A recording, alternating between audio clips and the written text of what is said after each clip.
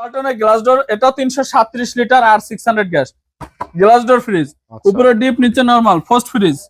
ভিতরে দেখেন, আপনার ভিতরের কন্ডিশন তো ভালো আছে। হ্যাঁ, ফুল ফ্রেশ আছে ভাই। গ্লাস ডোরের আর এটার দাম দিচ্ছি ভাই 29 না 28 না 27 না 25,000 টাকা একদম। এটা একটু করে দেন ভাই 24,000 করে দিলাম, জান ফাইনাল, আর 24,000 কোনো কথা নাই। তারপরে এলজি উপরে দুটো জায়গা নাই, ফ্রিজ উপরে উঠে রাখছি, আরো 5টা ছিল, সেল হয়ে গেছে, নামাইছি। এলজির এটা গ্যাস কম্প্রেসর অরিজিনাল আছে 220 লিটার, এটার দাম রাখবো 15 না 14 না একদম 12,000 টাকা। 12। তারপরে এই ক্যালনের একটা ফ্রিজ আছে ফোস্টের, এটার দাম দিবে একদম 12,000 টাকা, কোনো দাম দামে নাই। ওয়ালটনের এখানে একটা আছে 244 লিটার, আপনার 13.5 সেফটি, ব্লু কালার জাম কালারের মধ্যে, উপরে ডিপ, নিচে নরমাল, ফুল ফ্রেশ কন্ডিশন আছে। আচ্ছা, এটার দাম দিচ্ছি ভাই 22 না 21 না একদম 20,000 টাকা। একটু কমাই দেন। 19,000, হ্যাঁ, দেন 18,000 টাকা করে দিলাম, 18,000 ফাইনাল। ওয়ালপুলের একটা ফ্রিজ নন ফোস্টার, আমেরিকা ব্র্যান্ডের, ইউএসএ ব্র্যান্ডের, গ্যাস কম্প্রেসর সব অরিজিনাল, উপরে ডিপ, নিচে নরমাল, নন ফোস্ট, সাইডে কোনো আইস হবে না, যেটা রাখবেন ওটা আইস হবে।